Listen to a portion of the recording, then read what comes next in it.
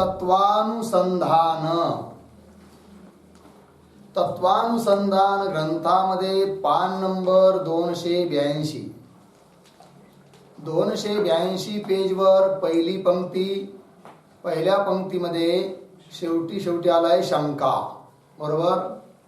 पूर्व पक्षी शंका करत आहे. काय म्हणतो तो की ता अत्यंता भावकू जो अधिष्ठान रूप मानोगे तो ता अधिष्ठान का अनुपलब्धि प्रमाण करके ज्ञान संभवता नहीं. बरोबर. म्हणजे विषय हा चालू होता की वेदांत मतामध्ये केवळ अत्यंताभाव मान्य आहे. प्रागभाव, प्रध्वंसाभाव, अन्योन्याभावाचा स्वीकार नाही वेदांत मतामध्ये. मग आता अत्यंताभाव आहे. मग त्या अत्यंताभावाचे पुन्हा 2 प्रकार केले. एक पारमार्थिक अत्यंताभाव आणि दुसरा आहे व्यावहारिक अत्यंताभाव. त्यावर पुन्हा पूर्व पक्षाने शंका केली होती की अत्यंताभाव जर तुम्ही पारमार्थिक मानला तर एकमेव अद्वितीय ब्रह्म या श्रुतीला विरोध येईल. कारण अत्यंताभाव एक झाला, ब्रह्म एक झालं, द्वैत सिद्ध होईल. त्यावर उत्तर दिलं होतं सिद्धांत्यांनी काय की अत्यंताभाव प्रपंचाचा अत्यंताभाव आणि प्रपंच कल्पित आहे आणि कल्पित प्रपंचाचा अत्यंताभाव किंवा कल्पित वस्तूचा भाव हा अधिष्ठान रूप असतो. प्रपंच कल्पित आहे आणि म्हणून कल्पित प्रपंचाचा अत्यंताभाव ब्रह्मरूप आहे अधिष्ठान ब्रह्म असल्यामुळे. आणि ब्रह्म हे पारमार्थिक आहे. या दृष्टीने आम्ही त्या अत्यंताभावाला पारमार्थिक अत्यंताभाव असं म्हटलो, हे सांगितलं. ठीक आहे. आता पुढे आणखीन तो शंका करतो की कल्पित वस्तूंचा जो अत्यंताभाव तो जर अधिष्ठान रूप आहे, तिथं प्रपंचाचा अत्यंताभाव ब्रह्मरूप आहे. ठीक आहे. आणि ब्रह्म हे काय कोणत्याही इंद्रियाच्या द्वारे किंवा कोणत्याही प्रमाणाच्या द्वारे ग्रहण होत नाही, आहे की नाही, असं सांगितलं जातं. आणि जर असं आहे तर शब्द प्रमाणाने ग्रहण होतं ही सांगितलेलं आहे. परंतु शब्द प्रमाणाने ग्रहण होत नाही हे सांगण्याचा अभिप्राय की शब्दाच्या शक्तिवृत्तीने ब्रह्मतत्व जाणल्या जात नाही, लक्षणावृत्तीने जाणलं जातं. पण ते वेदरूपी शब्द सोडून बाकीच्या कोणत्याही प्रमाणाच्या द्वारे ब्रह्माचा बोध होत नाही. असं जर आहे तर अनुपलब्धी प्रमाणाने ब्रह्माचं ग्रहण होईल का? नाही होणार. ठीक आहे ना. आणि तुम्ही अत्यंताभावाचं ग्रहण करण्याकरिता किंवा अभावाचं ग्रहण करण्याकरिता प्रमाण म्हणून काय दिलं आहे?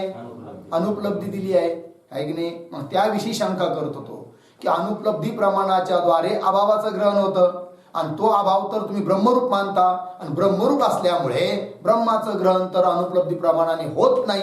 अर्थात अभावाचं ग्रहण सुद्धा अनुपलब्धी प्रमाणाने होणार नाही असा त्याचं म्हणणं आहे.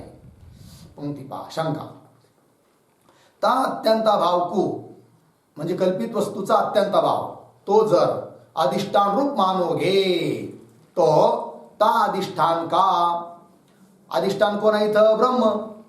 अधिष्ठान का अनुपलब्धी प्रमाण करके ज्ञान संभवता नाही. अधिष्ठान जे ब्रह्म त्याचं ज्ञान अनुपलब्धी प्रमाणाने होत नाही. आणि अभाव तर तुम्ही अत्यंताभाव कसा मानला? प्रपंचाचा अत्यंताभाव कसा मानला? अधिष्ठान ब्रह्मरूप मानला. आणि अभावाचं ग्रहण करण्याकरता तर अनुपलब्धी प्रमाण आहे. मग इथं अभाव ब्रह्मरूप असल्यामुळे त्याचं ग्रहण अनुपलब्धी प्रमाणाने होऊ शकणार नाही. आणि म्हणून तुमचं म्हणणं व्यर्थ जाईल. कोणतं? की अनुपलब्धी प्रमाणाने अभावाचं ग्रहण होतं, हे म्हणणं व्यर्थ जाईल. अर्थात अनुपलब्धी प्रमाण निष्कामी ठरेल, कुचकामी काही कामात येणार नाही, त्याचं प्रयोजन सिद्ध होणार नाही असं म्हणायचं आहे पूर्व पक्षाला. ता अत्यंताभाव को जो अधिष्ठान रूप मानोगे तो ता अधिष्ठान का अनुपलब्धी प्रमाण करके ज्ञान संभवता नहीं. याते तुम्हारे मत विषय कोण बोलताय? शंकाकार वेदांत्यांना की तुमच्या मतामध्ये ता अनुपलब्धी प्रमाण का अंगीकार ही व्यर्थ होवेगा. अनुपलब्धी प्रमाण मानणं व्यर्थ ठरेल केव्हा? जर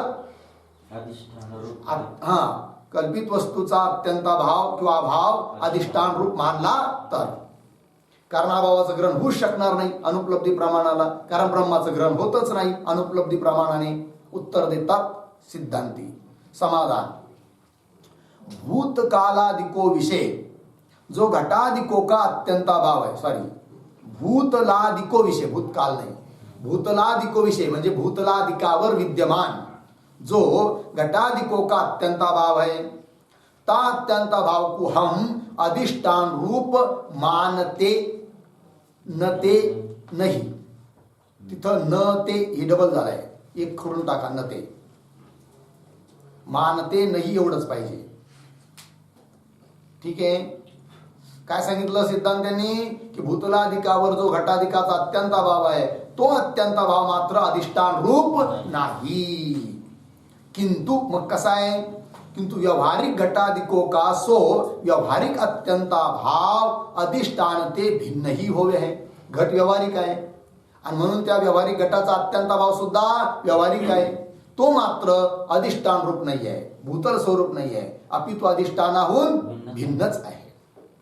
किंतु व्यवहारिक घटाधिको का सो व्यवहारिक अत्यंताभाव अधिष्ठान ते भिन्न ही होवे है. तीस व्यवहारिक अत्यंताभाव के ज्ञान वास्ते ही पूर्व अनुपलब्धी प्रमाण हमने अंगीकार करे आहे. उत्तर दिलं म्हणजे अनुपलब्धी प्रमाण व्यर्थ होणार नाही.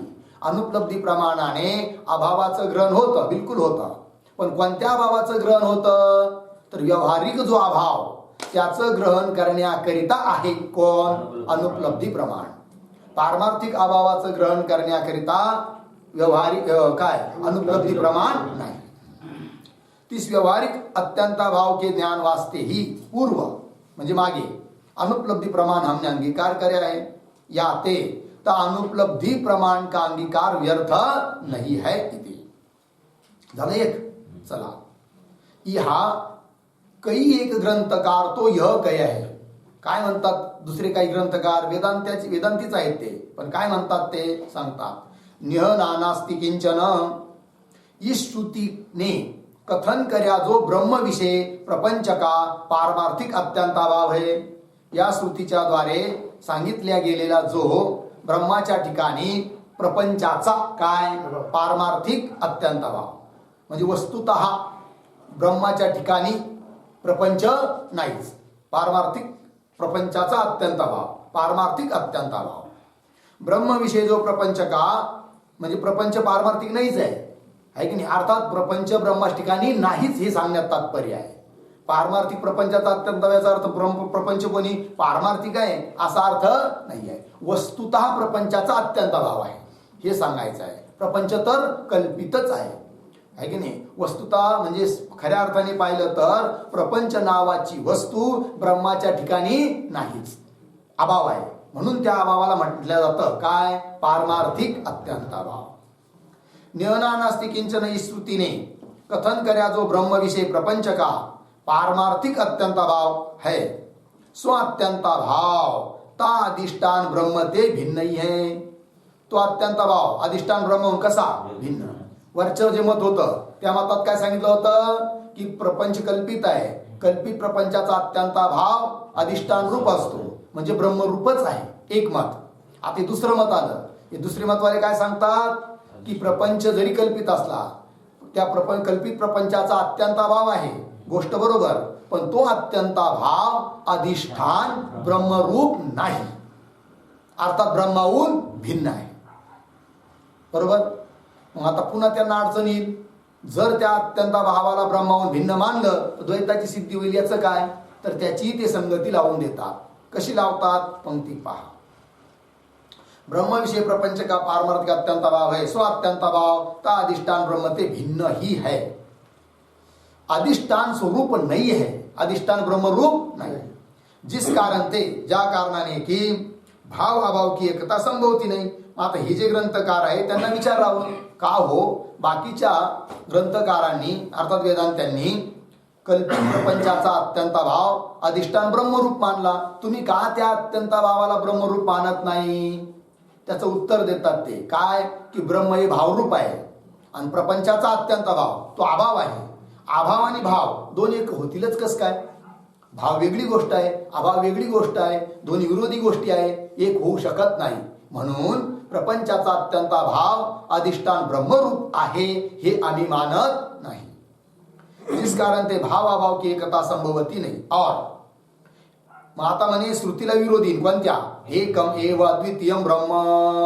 ब्रह्म तर एक मात्र एकटच आहे, आणि तुम्ही तर ब्रह्माहून अतिरिक्त, ब्रह्माहून भिन्न एक अत्यंत भावही मानायला लागले. प्रपंचाचा अत्यंत भाव, मग अत्यंत भाव एक झाला, ब्रह्म एक झालं, अद्वैत ब्रह्म कुठं राहिलं? द्वैतापत्ती झाली.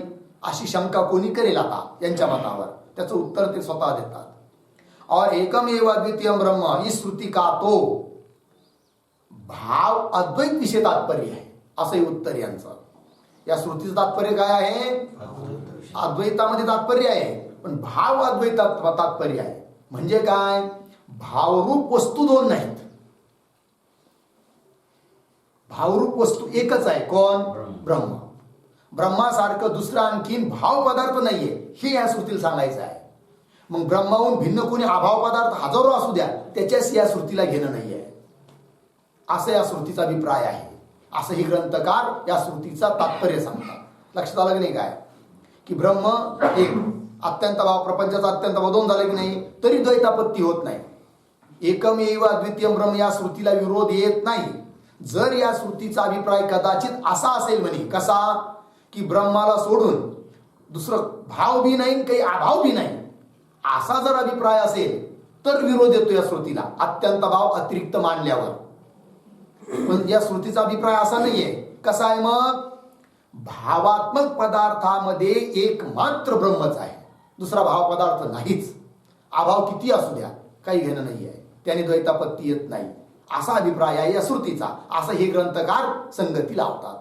लक्षात आलं? चला, अर्थात एकमेव अद्वितीयम ब्रह्म ही श्रुती का तो भाव अद्वैत विषय तात्पर्य आहे. भावाद्वैत शब्दाचा अर्थ लागला ना. अर्थात ब्रह्म ते भिन्न दुसरा कोई भाव पदार्थ नाही है. ब्रह्माला सोडून दुसरा कोणी भाव पदार्थ नाही है. अभाव असू द्या, त्याच्यात काही अडचण येत नाही. याते ब्रह्म ते भिन्न ता अत्यंत भाव के विद्यमान हुए भी.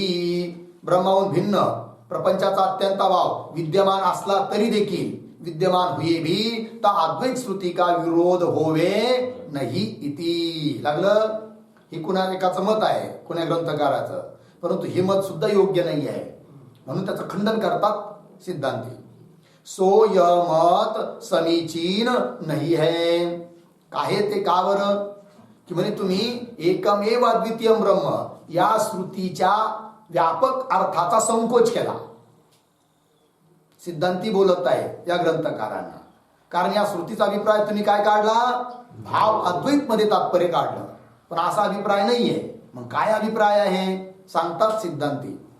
काहे ते? एकमेव अद्वितीयम ब्रह्म य श्रुती ब्रह्मकू भाव अभाव रूप सर्व द्वैत प्रपंचते रहित कहे है.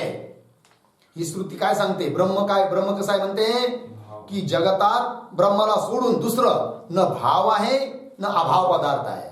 भाव अभाव रूप सर्व द्वैत प्रपंचाने रहित आहे. कोण? ब्रह्म. असा अभिप्राय आहे या श्रुतीचा. पण तुम्ही अर्थ करताना काय केला?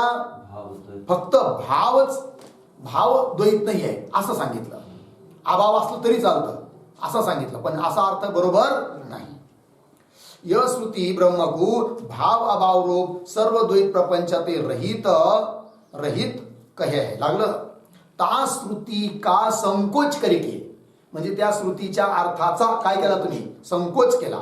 आणि काय केला अर्थ? केवळ भाव अद्वैत परता मानणे विषय. त्या श्रुतीचा अभिप्राय असा मानण्यामध्ये कोई प्रमाण नाही आहे. कसा अर्थ मानण्यामध्ये?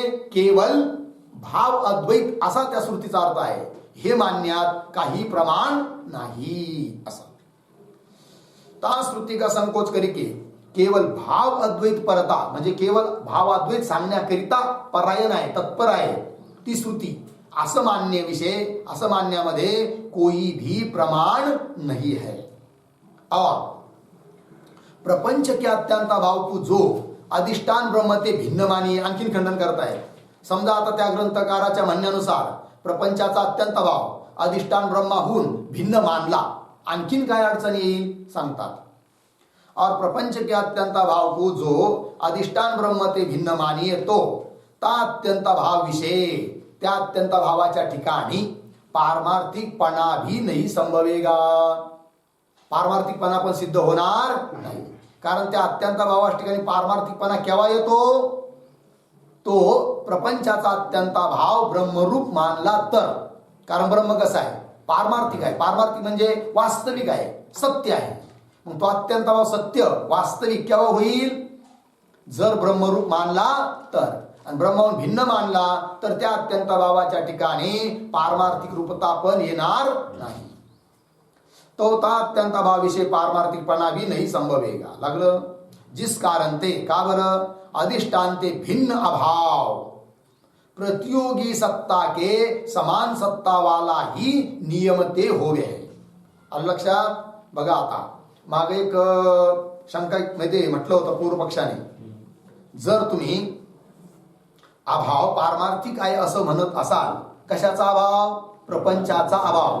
कसा मानला होता? पारमार्थिक मानला आहे. पण नियम सांगतो म्हणे. काय नियम आहे? प्रतियोगीच्या सत्तेच्या अधीन अभावाची सत्ता असते. मग आता प्रपंचाची सत्ता कशी आहे? कल्पित. तर प्रपंचाचा अभाव तोही कसा व्हायला पाहिजे? कल्पित. तुम्ही त्याला पारमार्थिक कसं काय मानता असा प्रश्न केला होता. त्याचं उत्तर काय की जो अभाव अधिष्ठान रूप नसतो, अर्थात अधिष्ठानाहून भिन्न असतो, त्या अभावाच्या बाबतीत तो नियम आहे. कोणता? प्रतियोगी सत्तेच्या अधीन अभावाची सत्ता. भूतलावर जो घटाचा अभाव आहे तो अभाव अधिष्ठान रूप नाही आहे, अधिष्ठानाहून भिन्न आहे. मग ते अभाव, त्या अभावाच्या बाबतीत हा नियम आहे. कोणता? प्रतियोगी सत्तेच्या अधीन अभावाची सत्ता. पण कल्पित वस्तूचा अभाव अधिष्ठान रूप असतो. जसं सर्पाचा अभाव रज्जू रूप आहे, रजताचा अभाव शुक्ती रूप आहे, प्रपंचाचा अभाव ब्रह्मरूप आहे. त्या अभावाच्या बाबतीत हा नियम नाही. कोणता नियम? प्रतियोगी सत्तेच्या अधीन अधिष्ठानाची अभावाची सत्ता. प्रतियोगी सत्तेच्या अधीन अभावाची सत्ता असते. हा नियम ह्या अभावाला लागू पडत नाही. कळलं? पंक्ती पहा. जिस कारण ते अधिष्ठान ते भिन्न अभाव प्रतियोगी की सत्ता के समान सत्ता वाला ही होवे है. नियम ते होवे है. प्रतियोगीची जी सत्ता तीच त्या अभावाची सत्ता. पण कोणत्या अभावाच्या बाबतीत? जे अभाव अधिष्ठानाहून भिन्न आहे. और प्रपंच रूप प्रतियोगी कल्पित है. प्रपंच रूप प्रपंचाचा अभाव प्रतियोगी कोण? प्रपंच. तो प्रपंच कसा आहे? कल्पित. और प्रपंच रूप प्रतियोगी कल्पित है. याते ता कल्पित प्रपंच का अत्यंता भाव भी कल्पित ही होवेगा. त्या प्रपंचाचा अत्यंत भाव सुद्धा कसा होईल? कल्पितही होवेगा.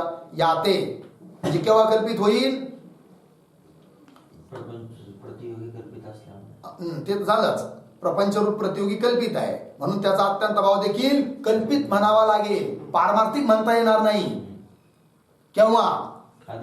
ते अन्य ग्रंथकार जसे म्हणतात तसं मानलं तर ते काय म्हणतात की प्रपंचाचा अभाव अधिष्ठान रूप नाहीये, अधिष्ठानाहून भिन्न आहे. पण तसं जर अधिष्ठानाहून भिन्न मानलं तर त्या अभावाला पारमार्थिक म्हणता येणार नाही. मग काय म्हणावं लागेल? कल्पित म्हणावं लागेल. ही पण अडचण येते. म्हणून प्रपंचाचा अभाव अधिष्ठान ब्रह्माहून भिन्न नाही, अपितु अधिष्ठान ब्रह्मरूप आहे. अर्थात त्या प्रपंचाचा अभाव पारमार्थिक झाला, सिद्ध झाला असा. और प्रपंच रूप प्रतियोगी कल्पित यातेता कल्पित प्रपंच का अत्यंत भाव भी कल्पित ही होवेगा. जर अधिष्ठानान भिन्न मानला तर याते सोउक्त पक्ष समीचीन नाही है. म्हणून जे काही ग्रंथकार असं म्हणालतं ना, त्यांचं म्हणणं काही बरोबर नाही. अब दुसरे व्यवहारिक अत्यंत भाव का निरूपण करे. अभावाचे दोन प्रकार केले होते. कोण कोण? पारमार्थिक अभाव, अत्यंत भाव, पारमार्थिक अत्यंत भाव आणि व्यवहारिक अत्यंत भाव. आतापर्यंत विवेचन झालं पारमार्थिक अत्यंत भावाचं. आता विवेचन करायचं आहे व्यवहारिक अत्यंत भावाचं. अब दुसरे व्यवहारिक अत्यंत भाव का निरूपण करे. तहा भूतलादिको विषय जो घटाधिको का अत्यंताभाव है, बरोबर. भूतलाधिकाच्या ठिकाणी जो घटाधिकाचा अत्यंताभाव, तो कोणता अत्यंताभाव आहे? व्यवहारिक अत्यंताभाव. ठीक आहे, कारण त्या अत्यंताभावाचा प्रतियोगी कोण? घट. मग प्रतियोगी घट व्यवहारिक आहे, तर त्याचा अत्यंताभाव पण व्यवहारिकच आहे. ता भूतलादिको विषय जो घटाधिको का अत्यंताभाव है, जिसको भूतले घटो नास्ती इत्यादि प्रतीती विषय करे है, की ज्या अभावाला ही प्रतीती विषय करते. म्हणजे भूतले घटो नास्ती या प्रतीतीचा विषय जो अभाव, भूतलाच्या ठिकाणी विद्यमान घटाचा अभाव. भूतले घटो नास्ती इत्यादि प्रतीती विषय करे है. स्व अत्यंताभाव व्यवहारिक अत्यंताभाव कया जावे. त्या अत्यंताभावाला काय म्हणायचं? व्यवहारिक अत्यंताभाव. यह व्यवहारिक अत्यंताभाव ही पूर्वोक्त योग्यानुपलब्धी करिके ग्रहण होवे है. आणि योग्यानुपलब्धीच्या द्वारे ग्रहण होणारा अत्यंताभाव कोणता? व्यवहारिक अत्यंताभाव. पारमार्थिक अत्यंताभाव योग्यानुपलब्धी प्रमाणाच्या द्वारे ग्रहण होत नाही. आणि पारमार्थिक अत्यंताभाव योग्यानुपलब्धी प्रमाणाने ग्रहण व्हावा असा काही नियम नाही, आग्रह पण नाही आहे. अपितू योग्यानुपलब्धी प्रमाण आम्ही फक्त तेवढ्यासाठीच मानलाय. कशासाठी? व्यवहारिक अत्यंताभावाचं ग्रहण होण्यासाठी. य व्यवहारिक अत्यंताभावही पूर्वोक्त योग्यानुपलब्धी करिके ग्रहण होवे. लागलं ना? और ता भूतल विषय जो घटके अभेद का. आता काय चालू करत आहे माहिती का? अन्योन्य भाव मानतात की नाही? कोण? नैयायिक. जसं प्रागभाव स्वतंत्र मानतात, प्रध्वंसभाव मानतात, त्या दोन्हीचंही खंडन केलं. तसं अन्योन्य भाव पण मानतात नैयायिक. तर त्या अन्योन्य भावाचं पण खंडन करतायत, आहे की नाही? केलंय ना मागं खंडन. आणखीन त्याच्यावर बोलतात मग. और ता भूतल विषय भूतलाच्या ठिकाणी जो घटके अभेद का अत्यंताभाव, ज्याला नैयायिक बोलतात अन्योन्य भाव. समजा भूतलावर घट ठेवलेला आहे, तर भूतलम न घट कोणता भाव? नैयायिक मतानुसार अन्योन्य भाव. पण वेदांत मतात अन्योन्य भाव नाही येतो. मग काय आहे? अत्यंताभावच आहे. कसा? भूतलाच्या ठिकाणी घटाच्या अभेदाचा अत्यंताभाव. म्हणजे कोणता भाव झाला? तो अत्यंताभाव झाला, अन्योन्य भाव नाही. और ता भूतल विषय जो घटके अभेद का अत्यंता भाव है, ता अत्यंता भाव को ही नैयायिकों ने भूतले घटो न असं म्हटलं की नाही? तिथं पाहिजे भूतलम घटो न असं लिहायचं. भूतलम घटो न. जर भूतले असं केलं तर अत्यंत भाव सिद्ध होतो. अत्यंत भावाच्या प्रतीती अन्योन्य भावाला विषय करणारी प्रतीती भूतले घटो न अशी नाहीये. भूतलम घटो न ही प्रतीती अन्योन्य भावाला विषय करते. लिहिलं? ता अत्यंत भाव को ही नैयायिकों ने भूतलम घटो न इस प्रतीति का विषय भेद कहिता है. या प्रतीतीचा विषय भेद म्हणजेच अन्योन्य भाव आहे असं नैयायिक बोलतात. लागलं? विषय भेद कहिता है तथा अन्योन्य भाव कहिता है. म्हणजे त्यालाच भेद म्हणतात, त्यालाच अन्योन्य भाव म्हणतात. ठीक आहे? नैयायिक लोक की ज्याला आम्ही अत्यंत भावच सिद्ध करतो. ठीक? याते सो भेद रूप अन्योन्य भाव ता अत्यंत भाव ते भिन्न नाही आहे की नाही? वेदांत मतामध्ये की ज्याला नैयायिकांनी भेद म्हणलेला आहे तो भेदरूप अन्योन्य भाव वेदांत मतात अत्यंत भावाहून वेगळा नाही. याते सो भेदरूप अन्योन्य भाव ता अत्यंत भाव ते भिन्न नाही आहे. लागलं एवढं? किंवा आणखीन खंडन किंवा श्रुती के यथार्थ तात्पर्य ज्ञान ते रहित नैयायिकों ने. नैयायिक कसे आहेत? श्रुतीचं यथार्थ तात्पर्य त्यांनाही कळालेलं नाही. जर श्रुतीचं यथार्थ तात्पर्य नैयायिकांना कळालं असतं तर त्या नैयायिकांनी आत्म्याचे धर्म म्हणून सुखदुःखाधिक गुण सांगितलेच नसते. सुख दुःख कर्तृत्वाधिक सर्व गुण. दुसरी गोष्ट आत्मा म्हणजे त्याचे भेदही केले नसती की जीवात्मा ईश्वर आहे की परमात्मा, जीवात्मा, जीव ईश्वर असा वास्तविक भेद त्यांनी मानलेला आहे.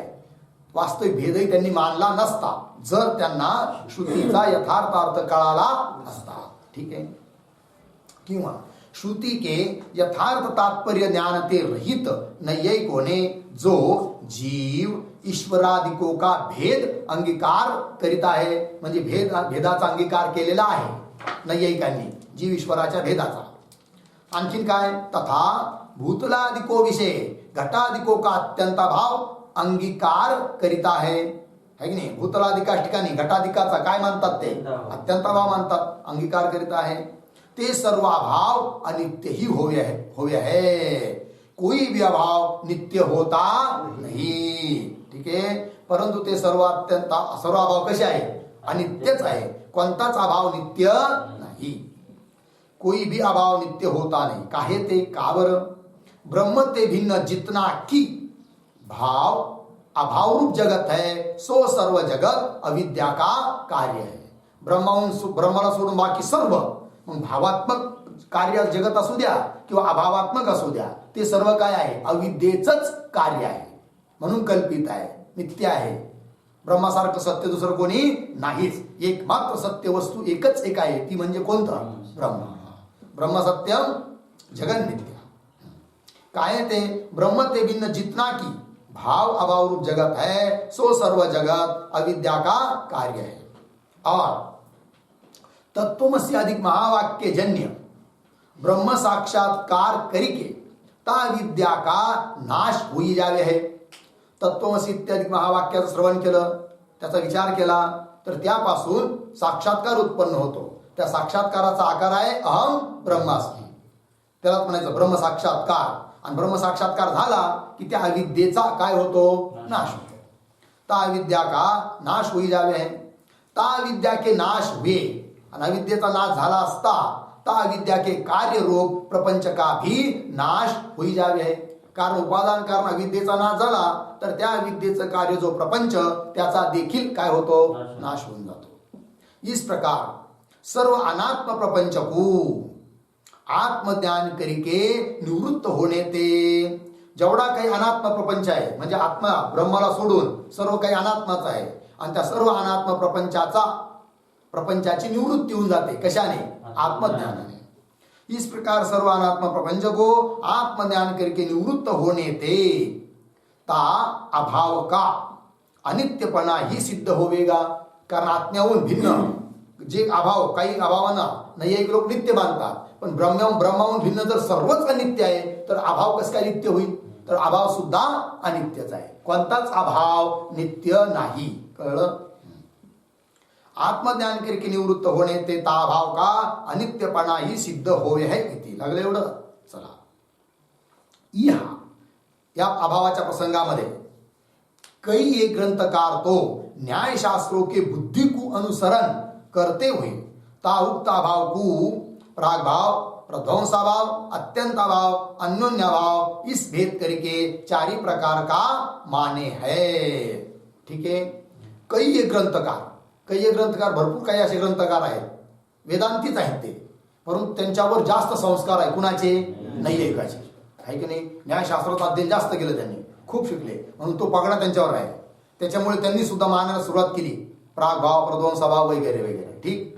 खऱ्या अर्थाने पाहिलं तर परंपरेनुसार वेदांत मतात फक्त एकच अभाव मान्य आहे, आणि तो म्हणजे कोणता, अत्यंताभाव. पंक्ती पहा. या कई ग्रंथकार तो न्यायशास्त्रों के बुद्धि को अनुसरण करते हुए, न्यायशास्त्राची बुद्धी, न्यायशास्त्राचं मत, त्याला अनुसरण करत ता उक्त अभाव को, त्या एक अभाव आहे की नाही, त्या अभावाचे नैयिकाप्रमाणेच भेद करतात ही लोक. कोण कोण, प्रागभाव, प्रध्वंसाभाव, अत्यंताभाव, अन्योन्याभाव. इस भेद करके, या भेदाने चारी प्रकार का माने है. लागलं. अब तीन म्हणजे त्या चारों अभावों के लक्षण काही आहे. आता मानलंच आहे त्यांनी, तर आम्ही आता थोडक्यात त्याचं लक्षणही सांगतो. त्यांच्यानुसारच त्या ग्रंथकारांनी, ज्यांनी अशा प्रकारे अभावाचे चार भेद मानले आहेत, त्यांनी त्या अभावाची लक्षणं पण केलेली आहेत. काय लक्षणं केलेली आहेत ते सांगतात. अब तीन चारों अभावों के लक्षण काय आहे. तहा अपनी उत्पत्ति ते पूर्व कार्य का जो अपने उपादान कारण विषय अभाव है, ताका नाम प्रागभाव है. बरोबर. पंक्ती पहा.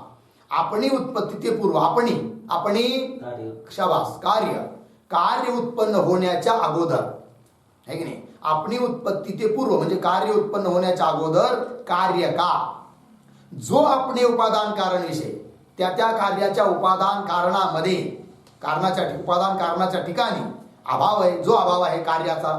जसं घट उत्पन्न होण्याच्या अगोदर घटाचे उपादान कारण कोण, कपाल. त्या कपालामध्ये, कपाल म्हणजे घट आहे का, नाही, मग कपालामध्ये घटाचा काय आहे, अभाव. तो अभाव प्रागभाव. असा उपादान कारण विषय कारणामध्ये अभाव है, ताका नाम प्रागभाव है. उदाहरण देतात, जैसे घटाधिक कार्यो का, आपणी उत्पत्ती ते पूर्व म्हणजे घट उत्पन्न होण्याच्या अगोदर मृतिकाधिक कारणो विषय. कारण घटाचं उपादान कारण वेदांत मतानुसार माती आहे, नैयायिक मतानुसार घटाचं उपादान कारण कपाल आहे. असं मृतिकाधिक कारणो विषय, मृतिकाधिक कारणाच्या ठिकाणी प्रागभाव आहे.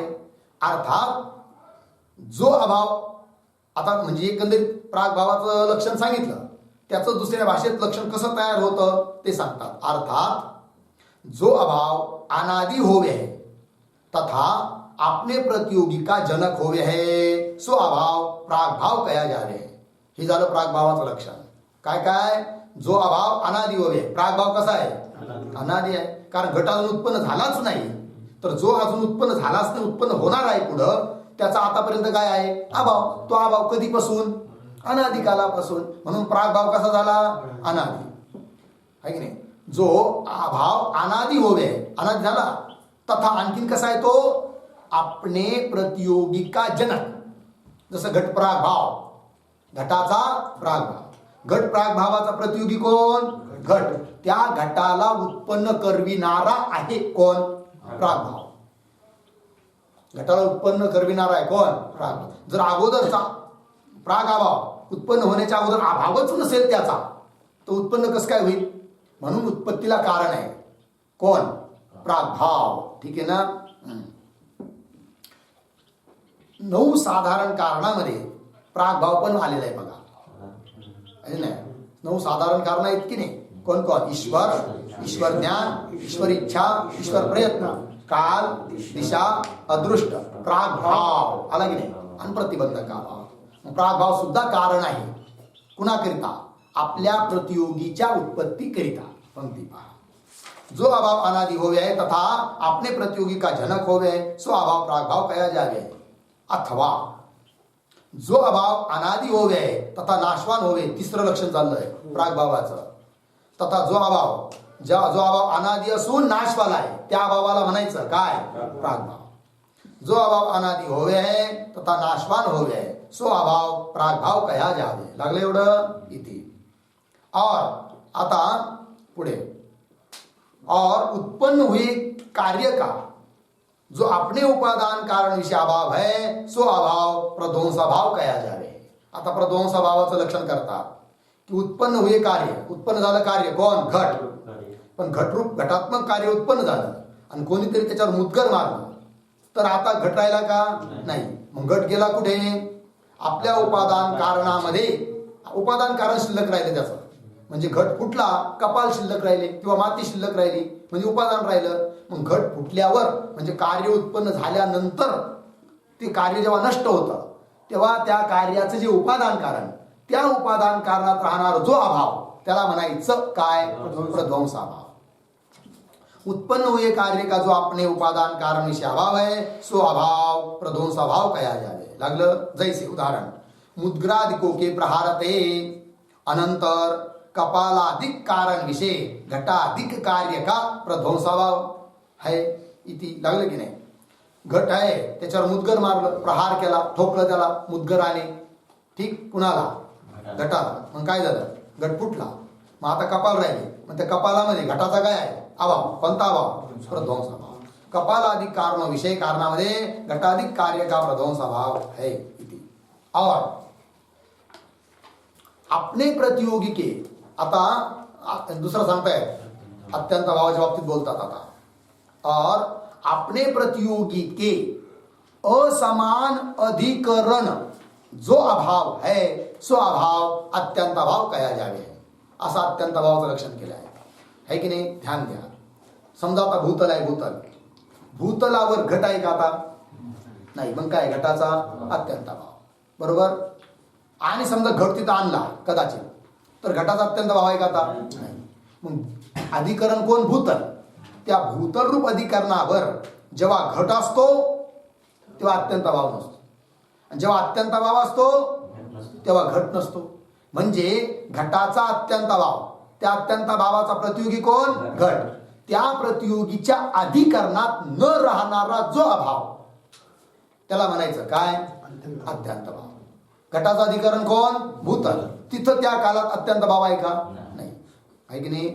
आपल्या प्रतियोगीच्या अधिकरणात प्रतियोगी कालात न राहणारा जो अभाव त्याला म्हणायचं प्रतियोगी कालात न राहणारा अभाव. कोणता अभाव? अत्यंत भाव. आहे की नाही? इथं घट नसताना त्याच भूतलावर घटाचा अत्यंत भाव आहे की नाही? भूतल अधिकरणावरच आहे, पण प्रतियोगी कालात तो नाही आहे. पंक्ती पहा. आपले प्रतियोगी के असमान अधिकरण, म्हणजे आपल्या प्रतियोगीच्या अधिकरणात न राहणारा जो अभाव है सो अभाव अत्यंत भाव कहा जावे है. लागली पंक्ती. जैसे भूतलादिको विषय, म्हणजे भूतलाच्या ठिकाणी घटादिको का अत्यंत भाव है सो अत्यंत भाव अपने प्रतियोगी के अधिकरण ते भिन्न अधिकरण विषय ही रहे है. भूतलावर घट असेल तर तिथं तो अत्यंत भाव राहत नाही, घटाचा अत्यंत भाव अन्य ठिकाणी राहतो. आहे की नाही? म्हणजे आपल्या प्रतियोगीच्या अधिकरणात राहत नाही असा जो अभाव त्याला काय म्हणायचं? अत्यंत भाव. जैसे भूतलादिको विषय घटादिको का अत्यंत भाव है सो अत्यंत भाव अपने प्रतियोगी के अधिकरण ते भिन्न अधिकरण विषय भिन्न अधिकरणामध्येच राहतो. अधिकरण विषय ही रहे आहे इति. लागलं एवढं. आता हे झालं अत्यंत भावाच्या बाबतीतलं. आता पुढे और जो अभाव अपने प्रतियोगी के समानाधिकरण हो गया है अथवा जिस अभाव का तादात्म्य ही प्रतियोगी हो गया है सो अभाव अन्योन्य भाव कया जावे. या अन्योन्य भावाचं लक्षण, त्याच्यातही दोन लक्षण केले. पहिलं लक्षण अथवाच्या अगोदरपर्यंत, अथवापर्यंत.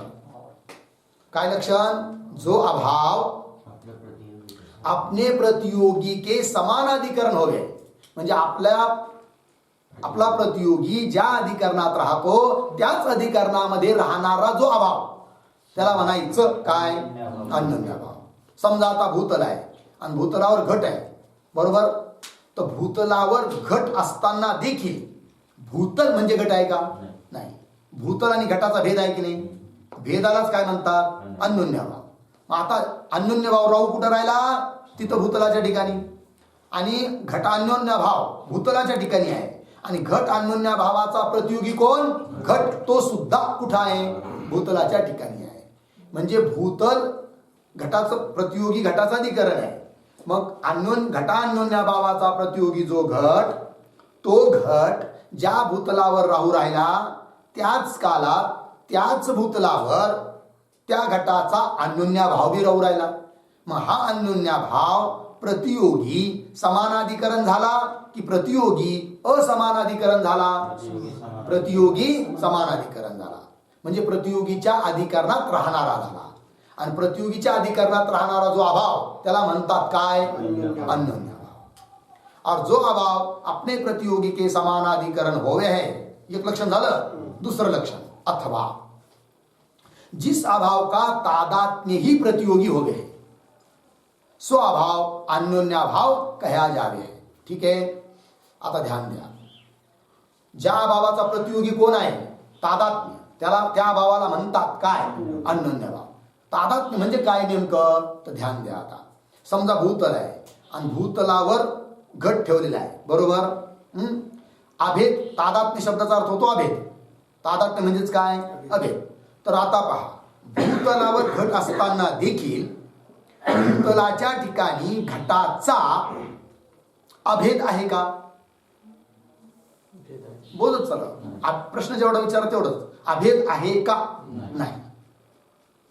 पुन्हा वाचतो, पुन्हा सांगतो. भूतल. लक्षात आलं?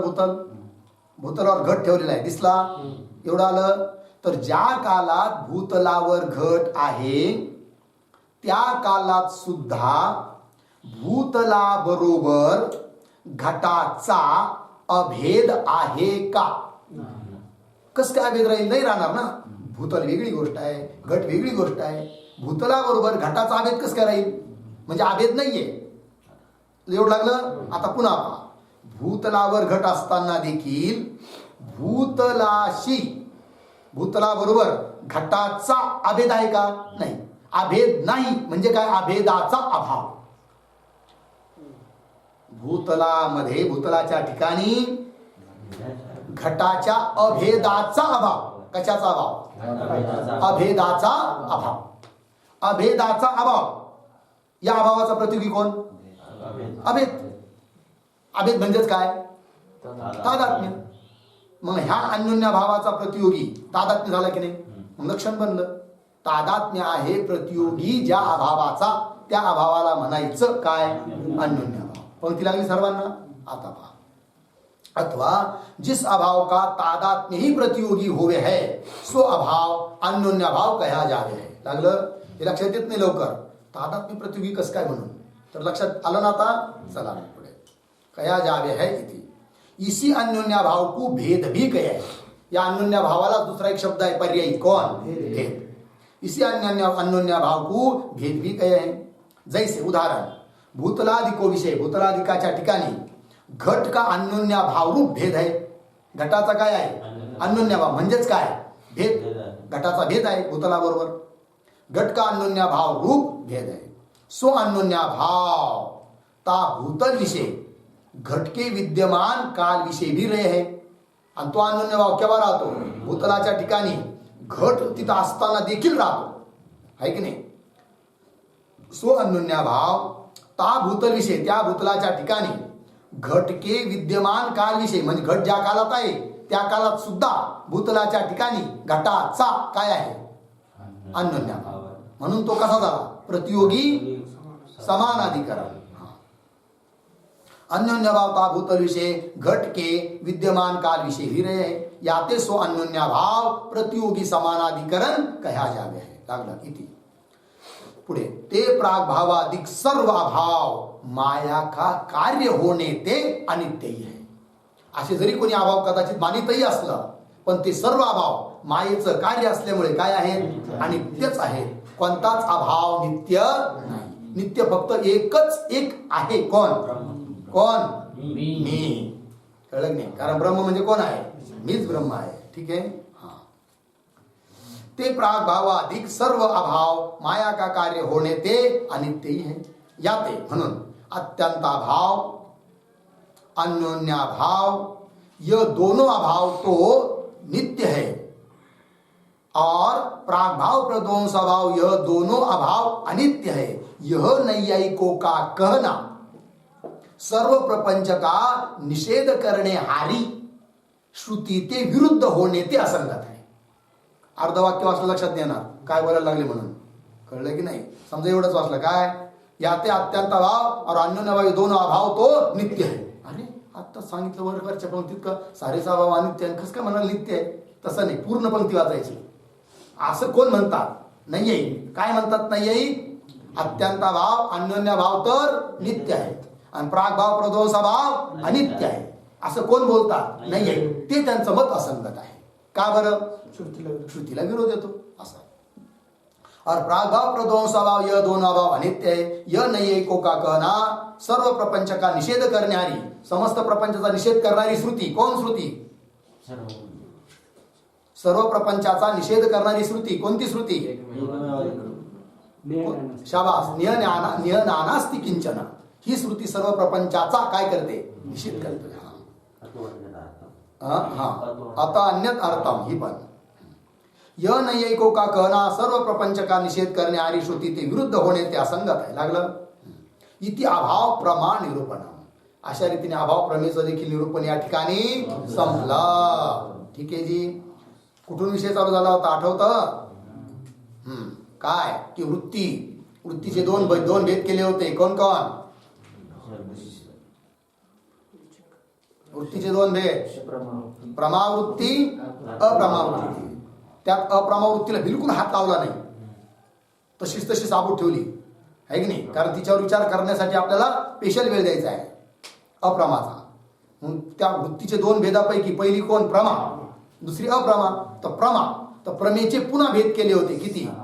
दोन. कोण कोण? ईश्वराश्रया जीवाश्रया. ठीक. त्यात पुन्हा जीवाश्रया प्रमेयचे भेद केले होते. किती? दोन. कोण कोण? पारमार्थिकी, व्यवहारिकी. त्यात व्यवहारिकी जीवाश्रया प्रमेयचे पुन्हा भेद केले होते. किती? 6. कोण कोण? प्रत्यक्ष, अनुमिती, उपमिती, शाब्द, अर्थापत्ती, अभाव. या 6ही प्रमेयचा विचार झाला. आता राहिली कोण? अप्रमा. येईल त्याचा विचार पुढच्या प्रकरणात. ठीक. पंक्ती पाहता. इस प्रकार पूर्व निरूपण करी जो प्रत्यक्ष, अनुमिति, उपमिति, शाब्द, अर्थापत्ति, अभाव प्रमा, यह षट प्रकार की प्रमा है. ता सर्व प्रमा करके आवरण शक्ती सहित अज्ञान की ही निवृत्ती होवे आहे. बघा किती सुंदर सांगितलं आहे. या सर्व प्रमेयच्या द्वारे अज्ञानाची निवृत्ती होते. कोणत्या अज्ञानाची? आवरण शक्ती सहित अज्ञानाची निवृत्ती होते. समजा अंतकरणाची वृत्ती घटाच्या द्वारे, चक्षुच्या द्वारे निघून घटापर्यंत गेली तर चाक्षुष वृत्ती आहे ती प्रमावृत्ती आहे. अयम घट असं ज्ञान झालं तर प्रमावृत्ती आहे ती प्रमावृत्ती काय करते? घटोपई चैतन्याच्या ठिकाणी जे अज्ञान, त्या अज्ञानाचा नाश करते. नुसत्या अज्ञानाचा नाश करत नाही, आवरण शक्ती सहित अज्ञानाचा नाश करते. ती प्रमारूप वृत्ती. आणि मग निरावरण झालेला जो घट त्याचं प्रकाशन करतो. कोण? साक्षी. लक्षात आलं? चला. ता सर्व प्रमा करिके आवरण शक्ती सहित अज्ञान की ही निवृत्ती होवे आहे. ताके विषयी भी त्याच्यात देखील थोडा फरक आहे. आणखीन कसं? अनुमिती अधिक परोक्ष प्रमा. प्रमेयचे देखील दोन भेद. अपरोक्ष प्रमा, परोक्ष प्रमा. काही प्रमा कशा आहेत? परोक्षच आहेत. पहा उदाहरण ध्यान द्या. प्रत्यक्ष प्रमा ही अपरोक्ष आहे. बरोबर? यात काही वाद नाही. अनुमिती प्रमा ही सदा परोक्षच आहे. बरोबर? उपमिती प्रमा देखील परोक्ष आहे. शाब्द प्रमेयचे दोन भेद.